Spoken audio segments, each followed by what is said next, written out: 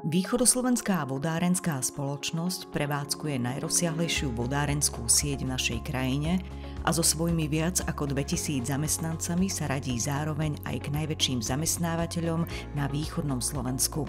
V rámci nepretržitého fungovania vodárenskej spoločnosti je obzvlášť dôležitá dokonalá súhra a spolupráca všetkých zložiek, ktoré sa na ňom podieľajú.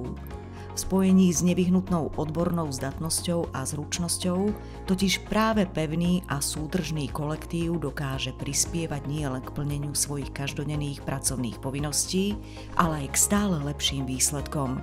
Práve prezentácia náročnej práce ľudí z vodárenského sektoru je jedným zo zámerov súťaže zručnosti vodárenských pracovníkov. Aj tento rok, kedy si Východoslovenská vodárenská spoločnosť pripomína 20. výročie svojho vzniku, sa už po 16. krát zisťovalo, z ktorého z jej 9 závodov sú aktuálne tí najzručnejší vodárenskí pracovníci. Tradičnú medzizávodnú súťaž zručnosti vodárenských pracovníkov organizoval tento rok závod Prešov a jej víťazmi sa stali pracovníci závodu Humenné. Práve tí potom reprezentovali Východoslovenskú vodárenskú spoločnosť na 37.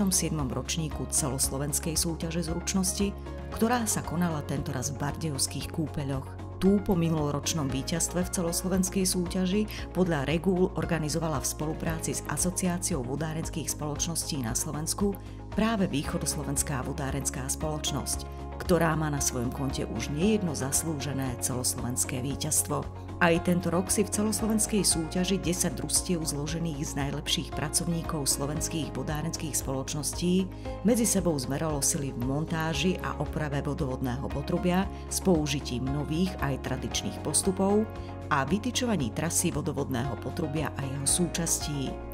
Jedným z hlavných cieľov súťaží, ktoré sa stretávajú stále s väčším záujmom, je ukázať verejnosti viac o dôležitej a nesmierne zodpovednej práci vodárenských pracovníkov.